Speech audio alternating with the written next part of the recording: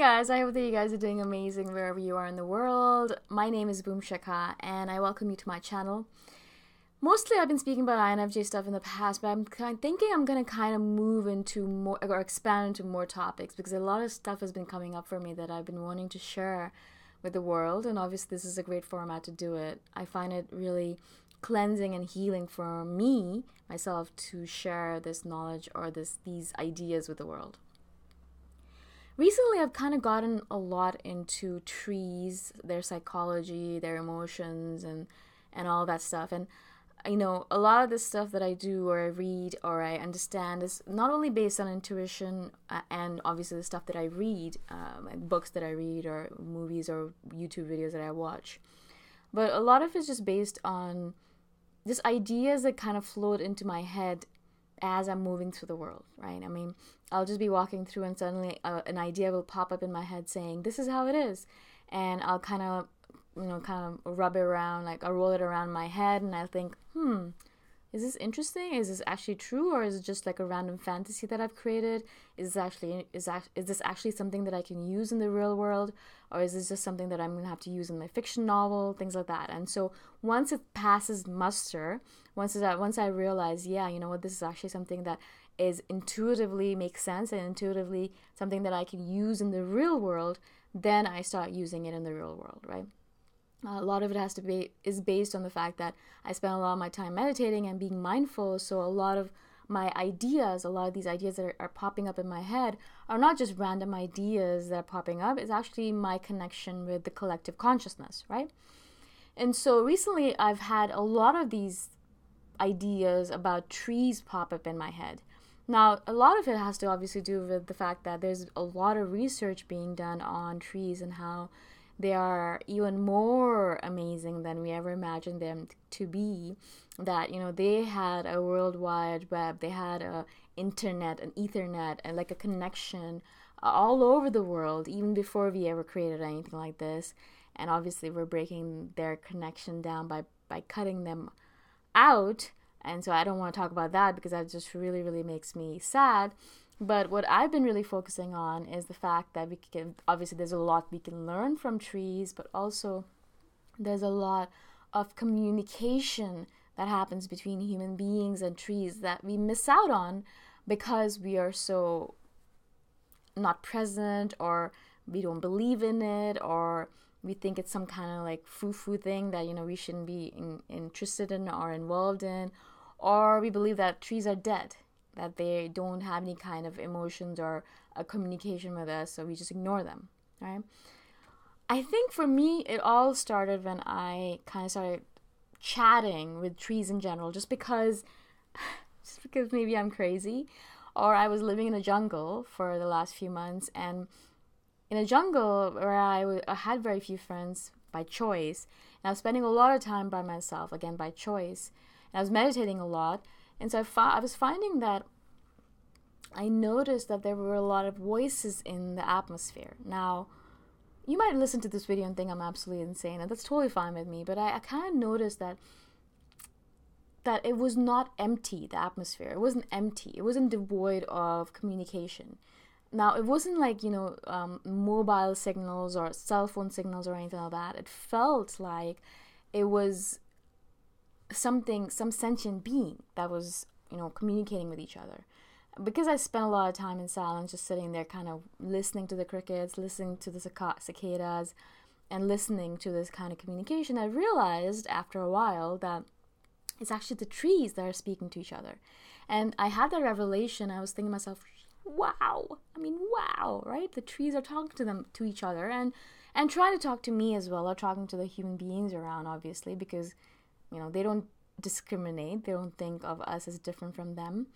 And so they're talking to each other, right? There's communication going back and forth between them, and they're talking to me. And I'd walk around early in the morning when there was no one around, or late at night when there was no one around to hear me.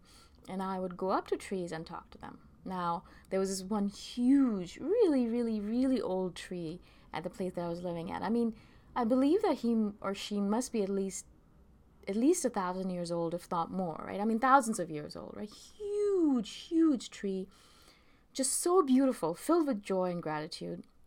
And I loved I love her. I think of trees as hers sometimes, him sometimes, but pine trees I think of as hims. But this tree was definitely a her. I mean, she was beautiful. Her hair waving about in the wind. She was just beautiful, right? And so I was just, whenever I'd get a chance, I'd stop by her and I'd talk to her, I'd chat with her, I'd have a conversation, tell her how beautiful she was. And it was really interesting because when I started doing that in the beginning, obviously it takes a little bit of time for that communication network to be set up, or for me to understand what she's saying to me, or for me to, I think, understand, because it is a different wavelength. It is a different kind of communication. It's not like they're saying words to us, right? So they're doing their own way. They're sending their own signals to us, and we have to interpret it a lot of times in our own way. And sometimes you do it right, sometimes you do it wrong, but that's how it is in all communication, right? I might say something and you might take it the wrong way, or I might say something and you might take it the way I intended it for it to be, right? And so I would actually, in the beginning, I had no idea if she was even speaking to me, but I loved her and I spoke to her every single day. Obviously not out loud because I was afraid that I was going to be judged. And I can't believe I'm actually doing this video because I know that a lot of people are probably going to judge me on this, but that's okay. And so I would speak to her, and eventually I realized that she was sending me a lot of happiness and joyful thoughts. I don't know exactly what she was saying. I still don't know exactly the words that trees are talking to me with, and I don't understand it yet. I still have a long way to go. But I feel emotions from trees. It's so hard to say this out loud because it feels like I'm absolutely insane, and I don't know if I should even be putting this out there. But it really is it's true for me, at least for now. And right now I'm in a suburb of Toronto, in my parents' home, as you can tell, and there are no trees out here.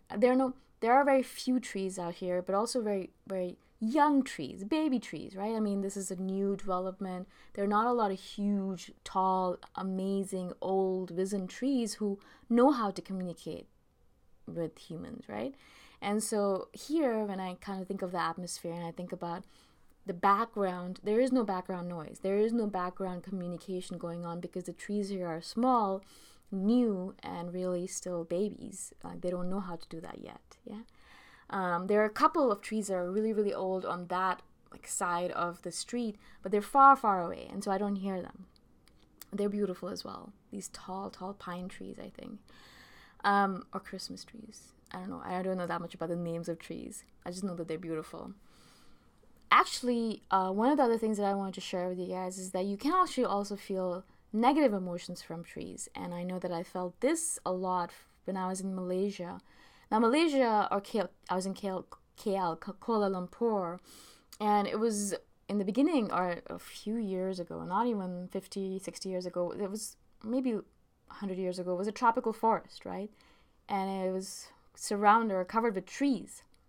Now what they've done is built a city, but they've left a little bit, like a little patch of the tropical forest within the city as a botanical park or like a national reserve or something. But I noticed to myself that every single time I passed by this national reserve, I was really excited. I'm like, oh, beautiful tropical forest. I'd love to go see it, blah, blah, blah.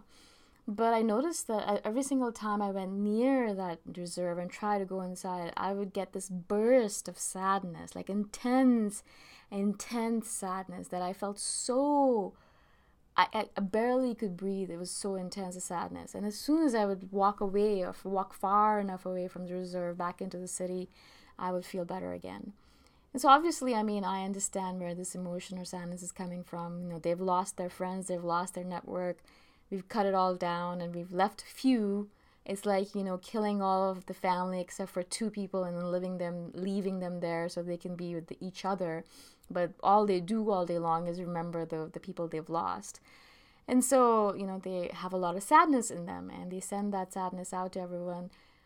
I think as a message, but also as, as a thing where not only are they trying to implore the human beings to understand that they're doing something wrong, but also to I think it's like kind of like a message to the ones they've lost.